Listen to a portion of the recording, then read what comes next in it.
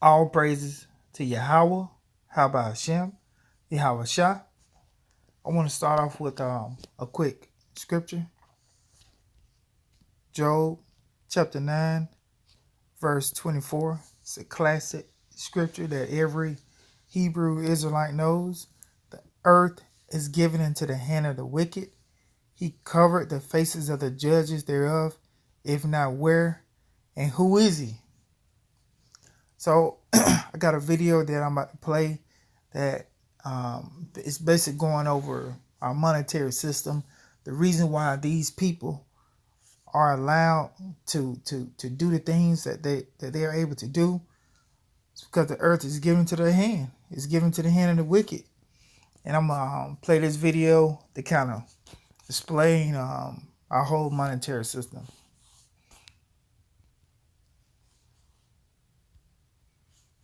And Cold Fusion TV. With a little bit of a simple kind of drama, rhyme the fire and blind eyes open when the rhyme smoking from the writing. Gentle giant shining armor on the track, soft fact that relation, then we put it on wax like that. Welcome to another Cold Fusion video. I'm going to start this video off with a quote. Henry Ford once said, "It is well enough that the people of the nation do not understand our banking and monetary system. For if they did, I believe there would be a revolution before tomorrow morning." I quote this because it encapsulates the fact that the contents of this video may be unsettling compared to the videos that I normally make. I still feel compelled to make this video because I've been exploring the financial world for the last 4 years, and it's definitely given me a more complete view of the world. I want to share some of what I've come across with you guys. I'm also going to do a video about cryptocurrencies like Bitcoin in the future, and to understand why Bitcoin and other cryptocurrencies may continue to rise, it's critical that you understand the contents of this video. I hope that you find this topic interesting and that it inspires you to do your own research afterwards. Now, with that said, let's begin. Best head bob than anybody you know. I let the rest get calm, then rock the building with flow. I get the best head strong, stomp the ceiling to the floor. So who controls all of our money? It's a simple question. We all know that you and I don't control it. Our employees don't control it. The companies that they work for don't control it. So who does? Where does it even come from in the first place? I'll give you a hint. Money does not come from the government.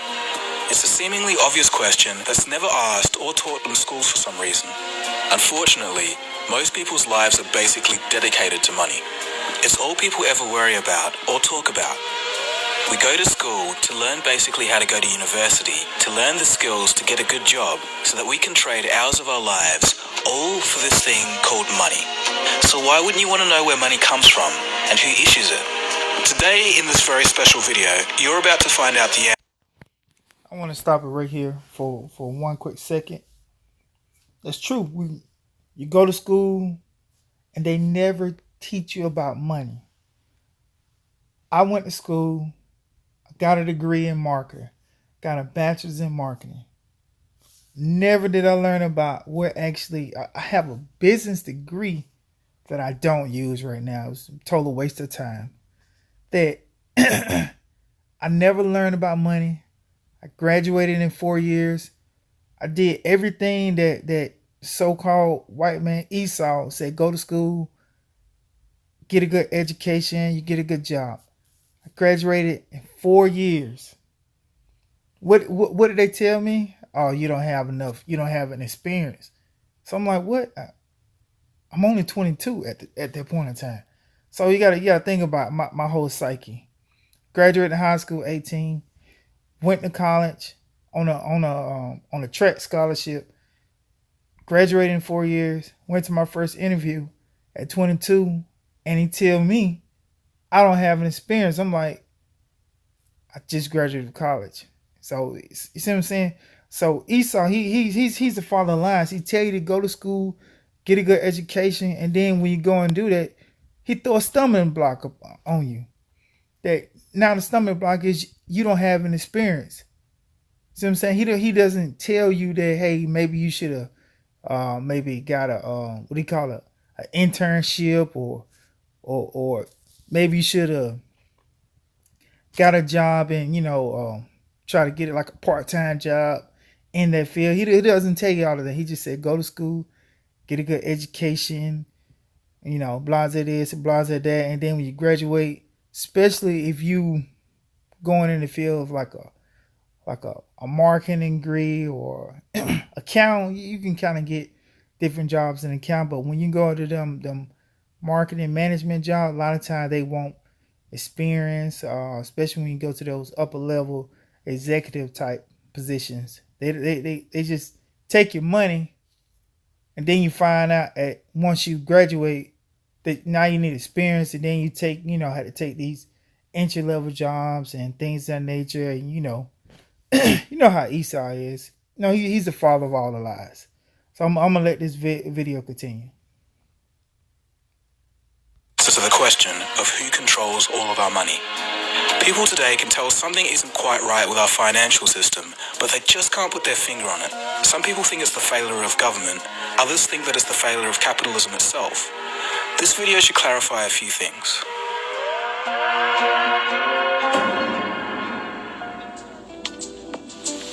The year is 1694, and England had just suffered through 50 years of war. Exhausted, the English government needed loans to fund their political means.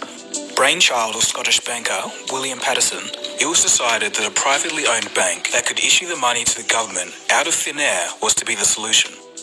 This was the very first modern central banking system in the world. Central banking is more influential than laws, governments, and politicians, but strangely not the focus of the general public.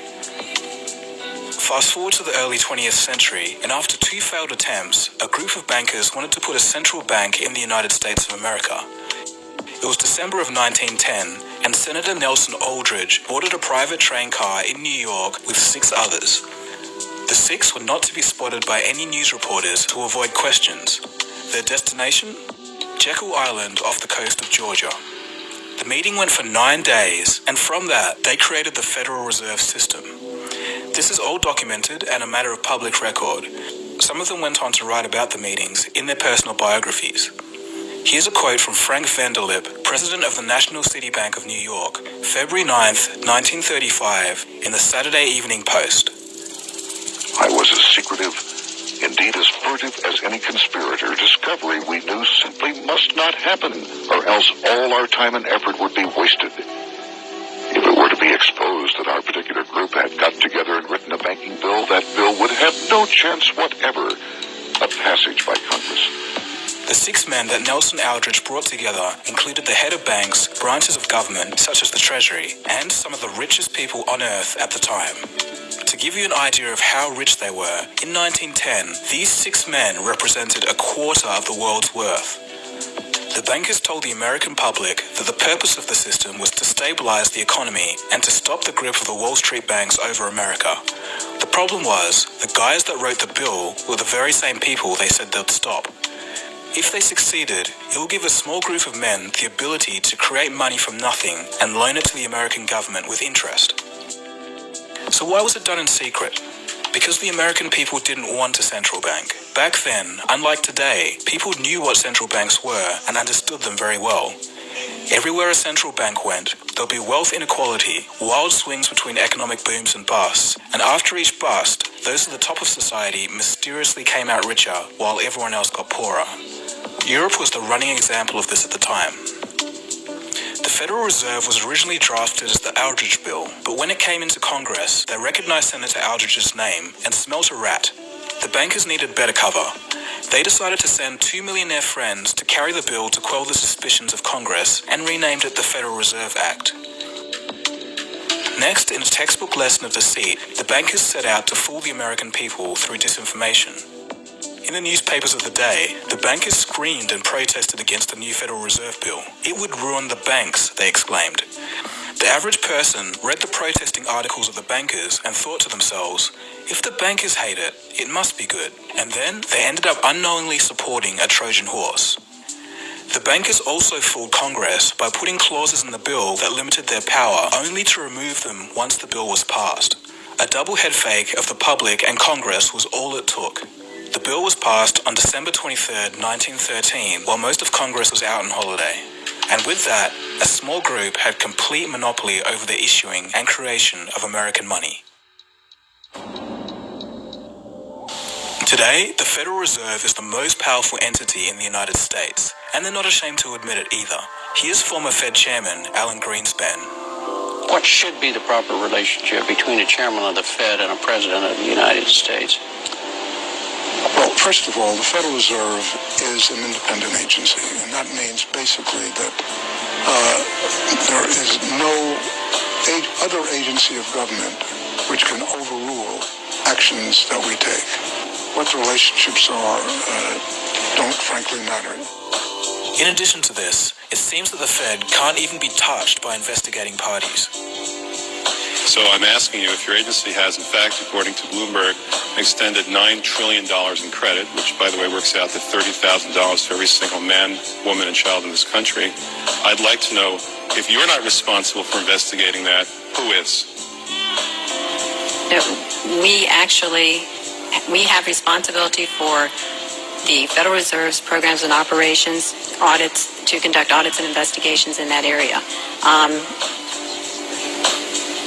In terms of who's responsible for investigating, would you mind repeating the question one more time? Mr. Chairman, my time is up, but I have to tell you honestly, I am shocked to find out that nobody at the Federal Reserve, including the Inspector General, is keeping track of this. So what does all of this have to do with me, you might be asking? I don't even live in the US. Well, two reasons. Number one, the central banking model from the Bank of England and the United States has now been put in all countries, and even consolidated power in parts of Europe as the European Central Bank, or ECB. This unites separate countries under one economic policy. The only places in the world that don't have central banks are North Korea, Iran, and Cuba. In 2000, this list suspiciously included Afghanistan, Iraq, and Libya. And number two, since the end of World War II, the US dollar has been the reserve currency of the world.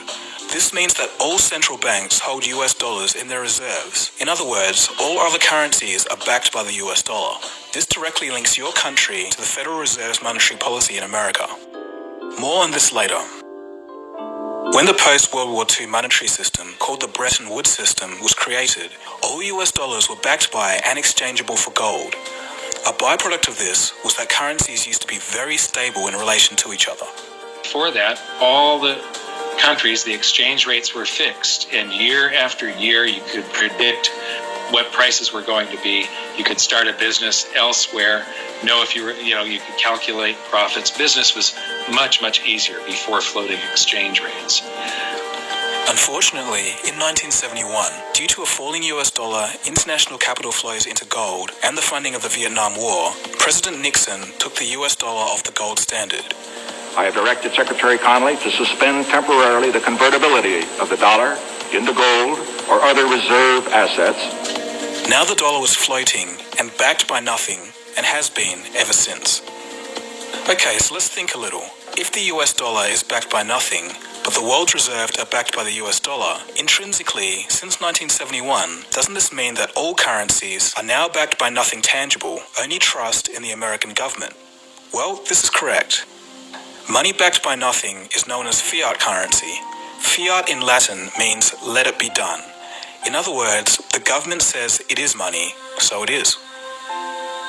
A consequence to having money backed by nothing is that whenever the Federal Reserve creates money, it dilutes the currency supply of all other nations because their reserves are backed by the US dollar.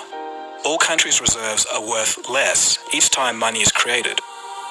In the past few years, the Federal Reserve has printed trillions of dollars, and countries like Russia and China have noticed this. As a reaction to the money printing, these countries have been selling US dollar reserves and buying gold over the same period. But wait a second. Some of you clever thinkers out there may have asked yourself, if every currency on Earth is backed by nothing, how am I able to pay for things? Well, as it turns out, the whole economic system today is running because it's backed by faith. Faith that you can exchange your unit of currency for goods or services. In a way, part of that faith comes from the fact that not many people actually know where money comes from. We're about to find that out in this video. A central bank is essentially the entity that manages a nation's money supply, and it can loan money to the government with interest. In the United States and most other countries, it works like this. When the government needs more money than they receive from taxes, they ask the Treasury Department for money. The Treasury then receives an IOU or bond from the government. The Treasury, through the banks, gives this IOU to the Federal Reserve. The Fed then writes a check for this IOU and hands it to the banks. At this exchange at the banks, money is created and it can be used to pay government bills. So hang on, where does the Fed get the money to be able to write this check? They get this money from nowhere. They literally just invent it. Here's a quote from the Boston Federal Reserve. Quote, "When you or I write a check, there must be sufficient funds in our account to cover the check. But when the Federal Reserve writes a check, there is no bank deposit on which that check is drawn.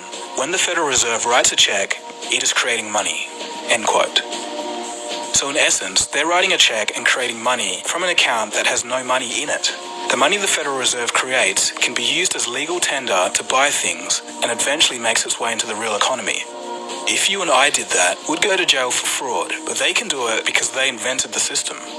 This is the same system used throughout the world today. Another part of this money creation happens at the commercial bank side. Every time you take out a loan to buy a house, car, or TV, banks create money out of nowhere to give you this loan, and you still have to pay interest on it.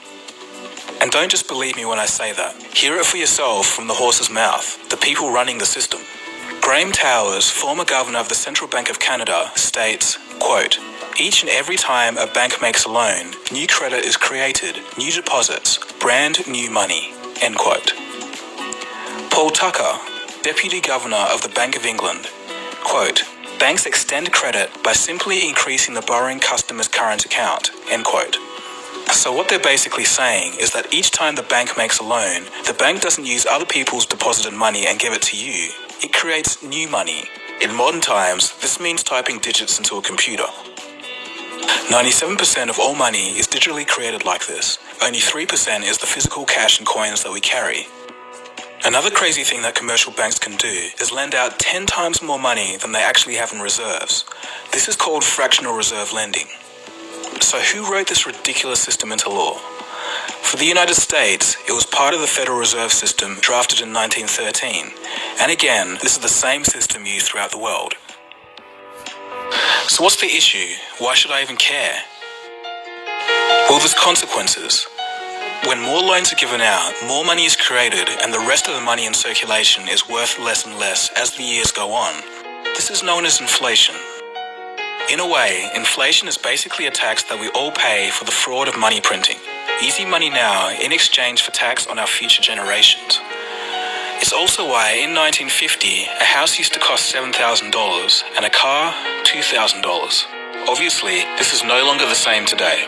Things will always keep getting more expensive as long as this system is in place. This was actually kind of okay because wages grew in relation to inflation until about 2008. Why this stopped happening is a story for another day. So things are already pretty crazy, but they get even crazier. The more you look into it, the stranger things become. So remember how we're talking about how central banks and commercial banks can create money out of nothing? This procedure actually does create something. It creates debt. Let me explain. When you take out a loan, it's written down as an asset in the bank as a negative form, kind of like a negative value of money, or otherwise known as debt. Under this system, debt is actually money. And again, don't just listen to me. Mariner Eccles, former governor of the Federal Reserve, states, quote, "If there were no debts in our money system, there wouldn't be any money." So in essence, instead of gold being the backbone of our economy, it's now debt. The system we're under now is sometimes referred to as the debt-based monetary system. It requires that debt always grows. Countries and people must become deeper in debt so that there's more money in the system, because remember, debt is money. If people and governments stop borrowing money and pay back loans, the debt doesn't grow, the money supply shrinks, and the system falters. It truly is bizarre, but we all live in this system each and every day. The Federal Reserve and other central banks control money by adjusting its supply and how much it costs to borrow money, otherwise known as the interest rate. With these tools, and as a consequence of human group psychology, central banks can create booms and busts in the economy at will and also distort and derail an economy by messing with it. Let's take a quick case study.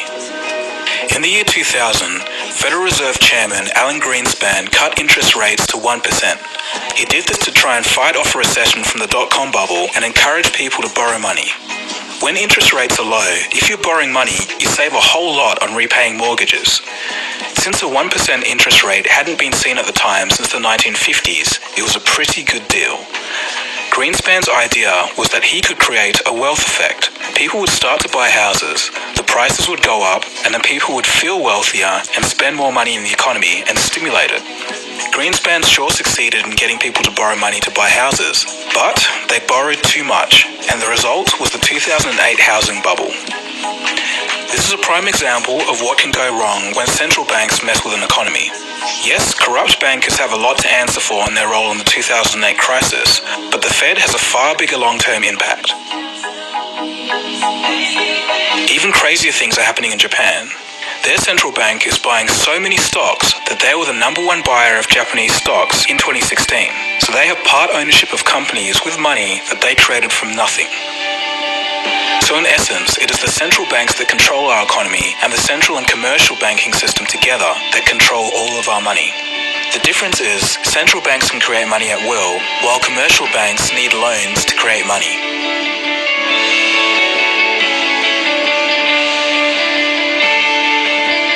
To give you an idea of people's views of central banking when people actually knew what central banks were, here's a couple of examples. In 1881, then President of the United States, James Garfield, states, quote, "Whoever controls the volume of money in any country is absolute master of all industry and commerce, and when you realize that the entire system is very easily controlled one way or another by a few powerful men at the top, you will not have to be told how periods of inflation and depression originate." End quote. Benjamin Franklin in his autobiography stated that the prime reason for the American War of Independence was a battle over who actually controlled and issued the money of the new colonies. Moving on to more modern times, Nobel Prize-winning economist Milton Friedman states, quote, "The Federal Reserve definitely caused the Great Depression by contracting the amount of currency in circulation by 1/3 from 1929 to 1933, end quote. So with all of this being said, some would argue that central banks are not inherently a bad thing. They just need to be part of the government and not privately owned. The government should be able to issue its own money for the benefit of the people and shouldn't have to pay a massive interest on its own debt. This was tried at least once in the United States by President Lincoln, who stated this, The government should create, issue, and circulate all the currency and credit needed to satisfy the spending power of the government and the buying power of consumers. By the adoption of these principles, the taxpayers will be saved immense sums of interest. Money will cease to be master and become the servant of humanity. Abraham Lincoln then issued his own government money. It was called the greenback. No further comments on that story. So I think we'll end the video there. There's so much more that I could cover about what central banking decisions led to what revolutions around the world. Pretty much when you look at it, all revolutions and all wars, when you dig through everything, it all boils down to money. I could also have talked about the new global movement. Alright, I'm going to go ahead and end that video right there. And I want to leave off with one quick scripture. Let's see.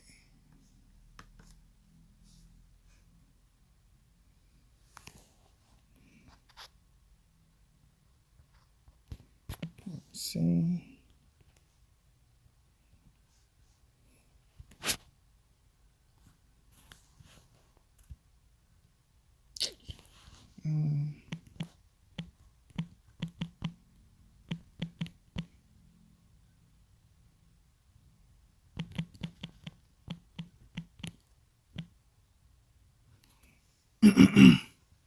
All right, First Timothy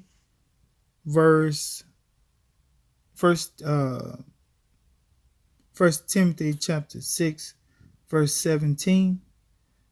Charge them that are rich in this world, that they be not high-minded, nor trust in uncertain riches, but in the living power, who giveth us richly all things to enjoy. So, you know, the rulers of this world, They trusting in uncertain riches. And as the scriptures say, charge them that are rich in this world that they be not high-minded, nor trust in uncertain riches, but in the living power, who giveth us richly all things to enjoy. Hopefully that short video was edifying. Until next time, shalom.